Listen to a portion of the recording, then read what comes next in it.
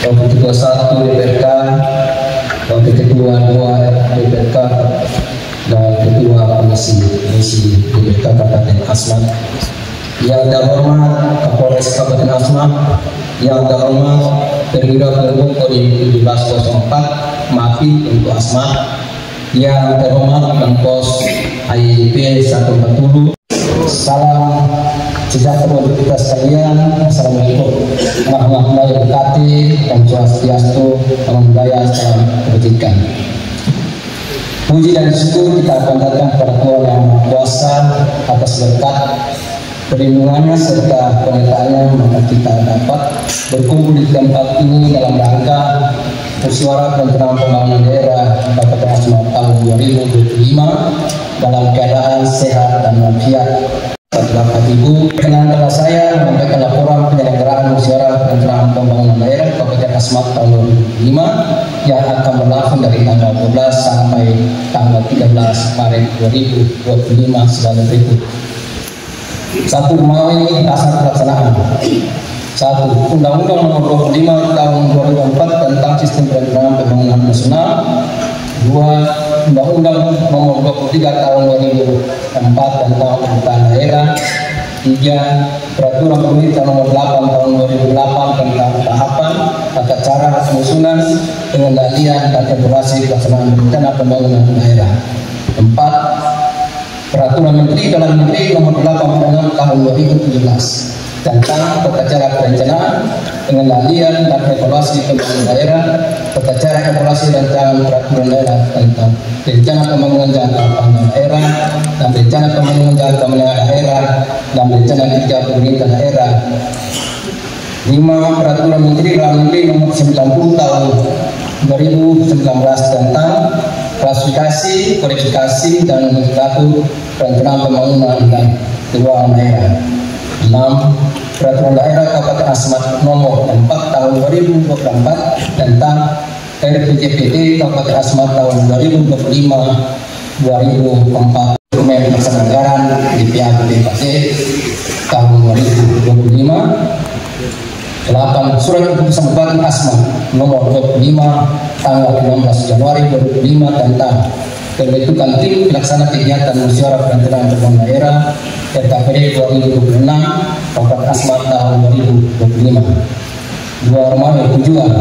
Pertama, membahas dan menyepakati usulan rencana program, kegiatan dan subkegiatan dari distrik dan OPD di lingkungan pemerintah Kabupaten Asmat tahun perencanaan 2026. Untuk rencana pembangunan Kabupaten Asmat tahun 2026.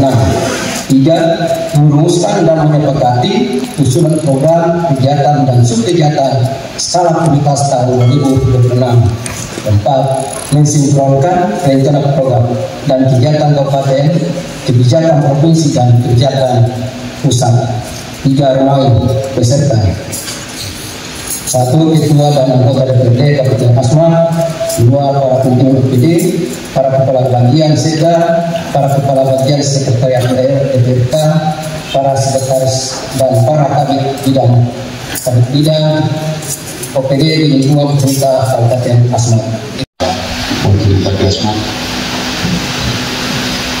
yang terhormat saudara pimpinan DPR, Wakil Ketua 1 dan Wakil Ketua 2 beserta para anggota DPRD, DPRK Kabupaten Asmat yang hadir.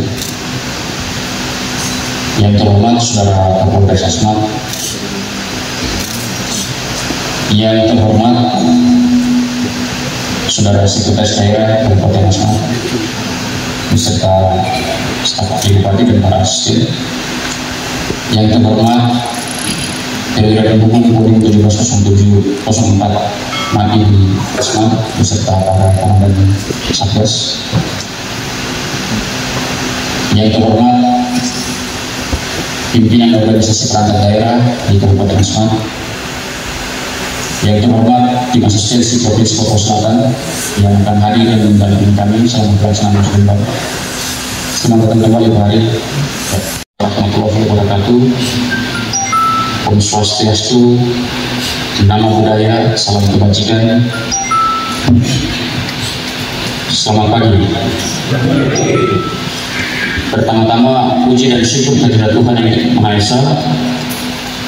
Kegiatan musrenbang ini dapat kita laksanakan hari ini selama 2 hari sesuai dengan agenda kita. Kita semua diberkati dengan cuaca yang baik dan kesehatan yang baik. Ini semata-mata karena kasih dan karunia Tuhan. Saya kira Bapak Ibu sudah tahu bahwa sesuai yang Undang-Undang Nomor 25 Tahun 2004 tentang Sistem Perencanaan Pembangunan Nasional,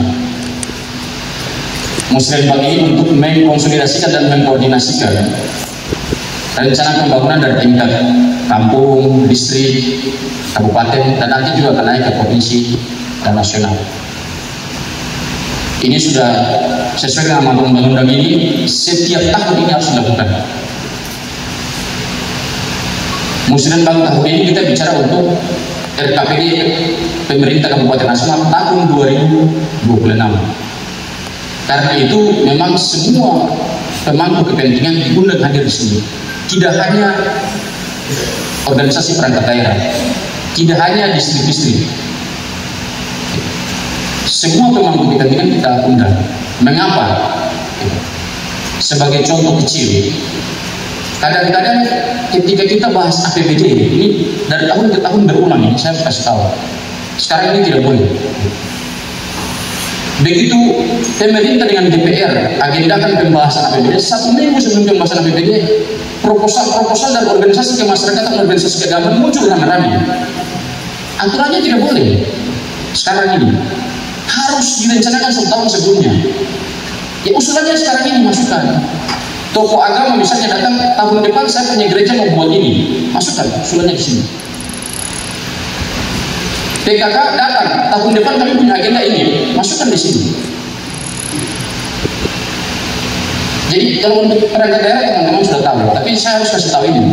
LMA pun begitu, misalnya kami tahun depan LMA punya kegiatan musyawarah ada di tempat ini, usulan masuk ke sini, proposal menyusul beberapa bulan kemudian. Itu harus masuk dalam agenda. Kalau tiba-tiba muncul di sidang APBD tahun 2026 di bulan Desember atau bulan November, itu salah menurut aturan. Sementara ini kita tetap berjalan sesuai dengan dokumen perencanaan yang ada RPJMD 2021-2025. Kalau RPJMD ini sudah ditetapkan, maka perubahan anggaran sudah akan mengakomodasi sebagian dari RPJMD 2025-2030. Saya ulangi 2029. 2026 itu kita sudah full mengacu pada dokumen RPJMD yang baru. Nah, RKPD-nya itu ya nanti salah satunya di sini. Sesuai dengan Undang-Undang Nomor 23 Tahun 2023 tentang pemerintahan daerah itu. Demikian juga misalnya KONI, tahun depan kami ada punya acara Porprov. Masukkan dari sekarang. Sehingga ketika tiba-tiba muncul dalam bantuan hibah kepada organisasi-organisasi kemasyarakatan dan sebagainya, itu dokumen-dokumennya bisa ditelusuri oleh pemeriksa, BPK bisa periksa. Kalau dia muncul tiba-tiba itu bisa jadi temuan tanpa ada dokumen perencanaan yang mendukung sebelumnya. Demikian juga yayasan-yayasan sekolah itu, YPPK, YPPG, YAPIS, ya jangan tiba-tiba. Maka itu manfaatkanlah forum musliman seperti ini untuk menyampaikan usulan-usulan dari berbagai macam lingkup. Dari pemerintah kampung sudah melalui musliman tingkat kampung, distrik sudah melalui musliman distrik. Sekarang kita di kabupaten, selain organisasi perangkat daerah, organisasi perangkat daerah kan jelas, selain dokumen perencanaan yang sudah ada, dia juga menghimpun, mengkonsolidasikan apa yang diusulkan dari tingkat kampung sesuai dengan OPD masing-masing nanti. Organisasi-organisasi tingkat kabupaten ini di luar pemerintahan itu harus memanfaatkan forum ini untuk menyampaikan usulan program tahun anggaran 2026. Ini saya tekankan di sini untuk menjadi perhatian ya. Saya kira barang ini sudah setiap tahun kita lakukan, tapi harus ada pendekatan supaya kita diingatkan kembali. Ada 4 pendekatan: pendekatan teknokratis, pendekatan politis, pendekatan partisipatif, dan pendekatan atas bawah atas. Muslim ini bagian dari pendekatan partisipatif itu, dan pendekatan bawah atas bawah. Pendekatan partisipatif itu adalah kita melibatkan seluruh pemangku kepentingan, mendengarkan masukan aspirasi mereka supaya ditampung juga dalam dokumen rencana pembangunan. Pendekatan atas bawah itu adalah kita mendengarkan juga, mengkonsolidasikan, mengkoordinasikan aspirasi pembangunan dari tingkat paling bawah, atas bawah, bawah atas, mulai dari kampung sampai kabupaten. Tapi bawah atas, dari atas juga penting, karena kita juga bagian dari sistem pemerintahan nasional. Maka kita juga harus mensinergikan, menselaraskan dan mengharmonisasikan dokumen perencanaan kita dengan tujuan pembangunan nasional, visi pembangunan nasional dan pemerintah pusat, presiden dan wakil presiden terpilih, juga dengan gubernur, wakil gubernur terpilih tingkat provinsi, supaya semuanya berjalan harmonis, sinergis, dan selaras. Dari awal RPJPD ya, yang baru, rencana pembangunan jangka panjang daerah yang baru. Rencana pembangunan jangka panjang daerah biasanya 20 tahun. Yang pertama sudah selesai karena kita mulai 2005 sampai 2025. Sekarang yang baru 2025 sampai 2045 nanti. Itu juga dokumen-dokumen itu juga perlu penyelarasan nanti dan dibicarakan di sini. Yang terakhir, ini yang saya perlu tekankan di sini, fokus pemerintahan kita yang baru. Memang dalam tema kita bicara tentang pembangunan infrastruktur dan sebagainya, tapi untuk tahun 2025 memang kita bicara tentang 2026, ini akan kita komunikasi. Untuk 2025 berkaitan dengan pembangunan infrastruktur kita akan mengalami perlambatan. Kenapa perlambatan? Karena seluruh anggaran infrastruktur di berbagai macam OPD mengalami pemangkasan karena efisiensi yang dilakukan oleh pemerintah pusat. Tetapi di bidang-bidang layanan yang lain, di bidang-bidang pemerintahan, penyelenggaraan pemerintah yang lain, semuanya tidak mengalami banyak perubahan. Hanya infrastruktur yang mengalami itu.